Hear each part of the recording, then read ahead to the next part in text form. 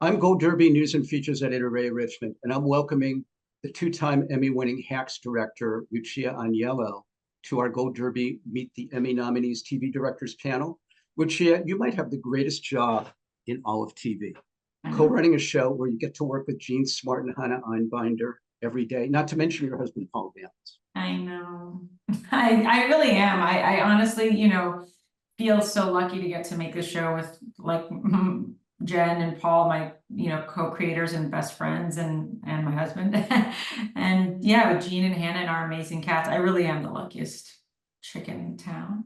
Good. So, I mean, you have to, that's pinch yourself time every day.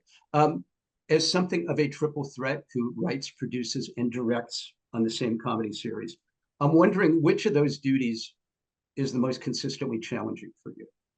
I mean, they certainly are a challenge in different ways. I think, in many ways, directing is because it is like the most collaborative with the most amount of people. I will say that I do think that there is, there is a pretty big challenge in that, so often I'm, spending so much time with so many different departments and actors and our regular actors as well as our guest actors and whether as well as our AD department or whatever it is. It's just it really is a really interesting balance of technical, people management, as well as creative.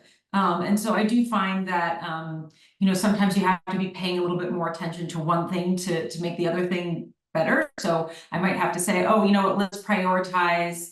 As a producer, let's prioritize this scene so that once I get into the scene as a director, I'm able to work with the actors, work with the scene, tweak the scene, work with our operators and our cinematographers to really mold it into the thing we want to do. So they really all work together, those three roles. But I will say, I do think the directing sometimes I feel like is taking my brain and wringing it out. So so everyone can kind of be like, here's to make sure that everybody feels like they're on the same page, because when that happens, then that really is when everybody's able to do their job their best. Wearing so many hats, I would imagine, though, that could make you nuts. And a 2-year-old, so yeah. Yeah, exactly. Wow. Talk about having it all and trying to have it all. Let's talk specifically about Bulletproof, that final episode of season 3 that earned you Emmy nominations for both writing and directing. I wasn't surprised that episode generated you so much attention because it really deftly blends comedy and character-driven humanity. Is that one of the primary challenges, even whether you're writing or directing, is fusing those two? Yes, that is, I would say, undoubtedly the biggest challenge on our shows. It is a comedy. It is a comedy first. It's a comedy about comedy. So if you're not nailing the comedy in the show, it's not going to work. And that has to be first and foremost. And so in an episode like Bulletproof, which of course also has some pretty intense dramatic moments, if they're not balanced out in the same weight with big comedy moments, then it feels off.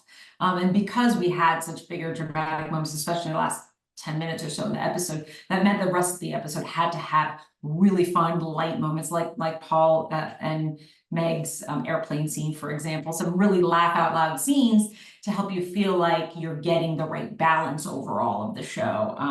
But like that is also one of the gifts that the actors give me, is that they are so good at both comedy and drama. And that makes my job infinitely easier as a writer and director, because I'm able to trust that they can execute those things. And then therefore, on the day or in the edit, I'm able to kind of we are able to fine tune those performances to get that right balance. And that right balance is something that, starts from originally just from which pitches end up on the cards to the actual scripts to on the day. Like, we're constantly doing that balance of the writing and comedy, of course, more on the comedy side, just because it is a comedy, but that is something that is, constantly being monitored throughout the process. Loved the airplane scene, but yeah, oh my God, the one moment where Ava learns Deborah has totally betrayed her is just devastating. And then Ava strikes back like a python, and it's blackmail, and now we know it's really game on between these women. Yeah. That just, It was perfectly done. Did you see it coming?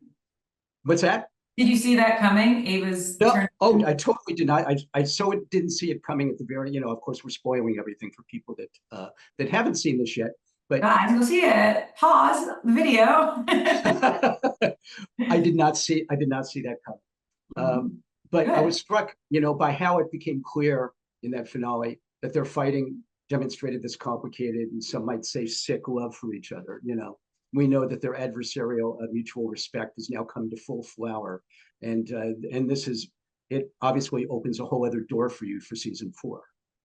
Yeah, we obviously are writing that right now, but that's exactly right. It is, we really want to, and you were just talking about this a little bit with Randall about the idea of, when you're not it's not your first season of the show, you're a couple seasons in.